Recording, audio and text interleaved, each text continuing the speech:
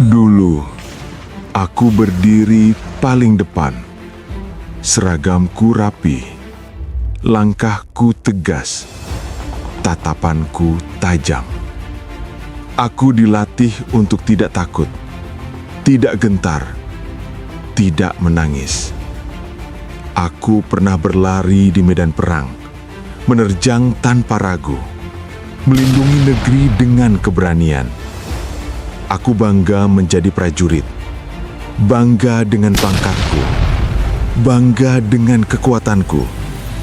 Dan aku pikir, aku tak akan pernah tumbang. Sampai suatu hari, musuh itu datang. Bukan dengan senjata, bukan dengan peluru, tapi dengan sesuatu yang tak terlihat. Stroke. Dalam hitungan detik, tubuhku yang dulu kuat tak lagi mau patuh. Tanganku tak lagi sigap, kakiku tak lagi tegap, lidahku keluh. Dan untuk pertama kalinya, aku kalah. Bukan dari musuh, tapi dari tubuhku sendiri. 2 tahun, aku berperang melawan rasa sakit. Setiap pagi adalah latihan baru. Latihan menggerakkan jari, latihan berdiri, latihan menerima kenyataan. Rasanya berat, sangat berat. Melihat istri yang dulu bersandar padaku, kini harus menopang tubuhku. Melihat anak-anak yang dulu bangga padaku, kini menatapku dengan mata penuh harap. Aku merasa gagal, merasa tak berguna, merasa menjadi beban. Dan dalam diam, aku bertanya kepada Allah, kenapa aku? Lalu perlahan, aku mulai sadar, mungkin selama ini aku terlalu bangga. Bangga pada seragamku, bangga pada pangkatku, bangga pada kekuatanku. Aku lupa bahwa semua itu hanyalah titipan. Dan Allah tidak mengambil kekuatanku. Allah hanya ingin menunjukkan dari mana sumber kekuatan yang sebenarnya. Di saat tubuhku lumpuh, hatiku justru mulai hidup. Aku belajar sujud lebih lama. Aku belajar menangis tanpa malu. Aku belajar berdoa dengan sungguh-sungguh. Dan aku menemukan sesuatu yang tak pernah kutemukan di medan perang.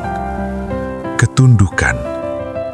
Aku sadar, kekuatan tertinggi bukan pada otot, bukan pada jabatan, bukan pada penghormatan manusia.